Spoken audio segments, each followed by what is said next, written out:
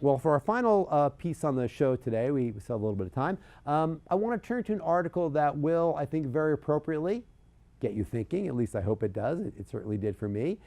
Thinking About Thinking. That's the name of a superb column from well-known author and consultant Kevin Meyer, who specializes in helping organizations achieve lasting lean transformation. We ran the piece in Wednesday's issue of the Quality Digest newsletter, but it first appeared on Meyer's website, his own website, late last month. Now, Meyer is a terrific writer. He's one of my favorite writers working in this space. But like most terrific writers, he's also a voracious reader, and he frames this article with 3 books he's recently read, all of which in some way, shape, or form touch on the nature of knowledge, especially experiential knowledge that one might obtain through direct observation and problem solving. And you know, for what it's worth, I mean, that type of experiential knowledge is really valuable, especially in a manufacturing environment like many of you are in. Things like the Ono circle we've talked about, where you observe and see what you see and learn from that. Really, really valuable stuff. So this has a direct application, I think, to what many of you do for a living. The first of the 3 books that Meyer talks about is Factfulness, 10 Reasons We're Wrong About the World and Why Things Are Better Than You Think, by the late Hans Rosling, who was a Swedish doctor and statistician. This book points out that life across the planet is actually getting better in many statistically provable ways, yet many people feel a growing sense of gloom and doom, frustration, depression maybe, over the future of humanity. This disconnect has a lot to do with the evolution of human brains and our propensity to view drama and change with apprehension and fear. So keep that in mind. That's a really good frame, one good frame for what we're thinking about here with thinking. Next up is the book, What If We're Wrong? By pop culture essayist Chuck Klosterman. In that book, Klosterman wonders what future generations will think of our current belief systems within fields such as music or literature, science, and a lot more.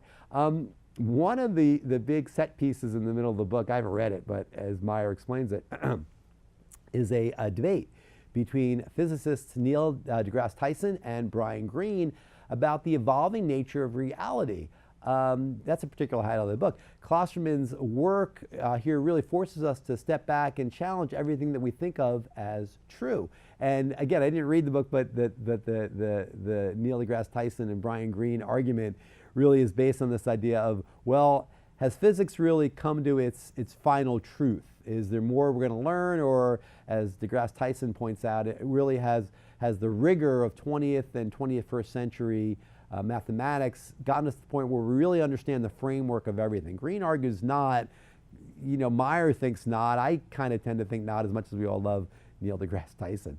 And then there's Walter Isaacson's exceptional biography on Leonardo da Vinci. Isaacson is a well-known journalist whose sense of wonder and curiosity almost, but not quite, of course, matches that of his subject, Leonardo da Vinci.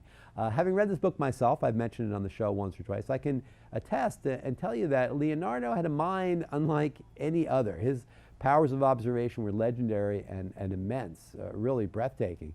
But he also had the ability to not see undertakings as failures, quote, or successes, quote, unquote.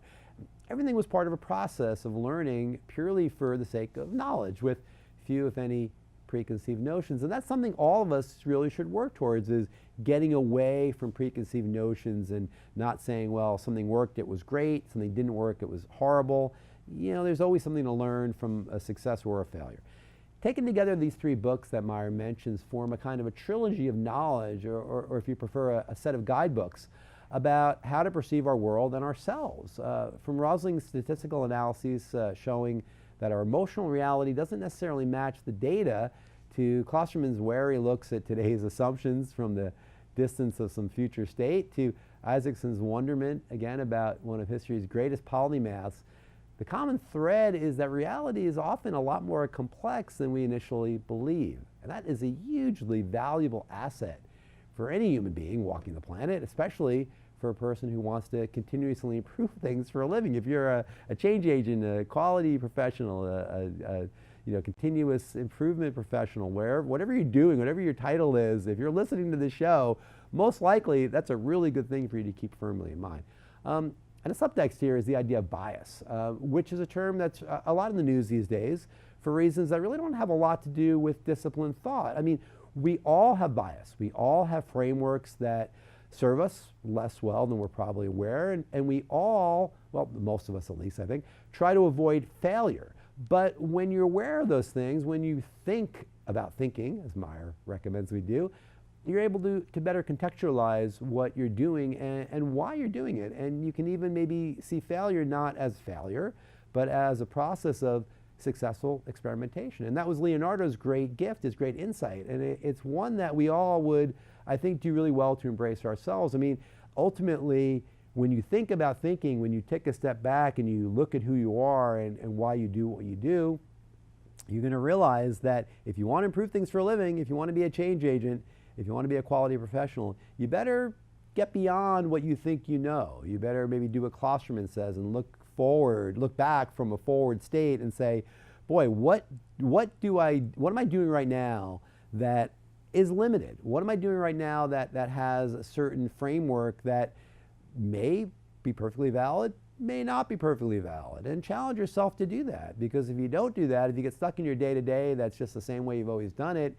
you're really not going to learn very much, and you're going to really stay with what you have. So that piece by Kevin Meyer, I think, is a really good one. Thinking about thinking, it gives you a chance to really understand better who we are, again, and what we do.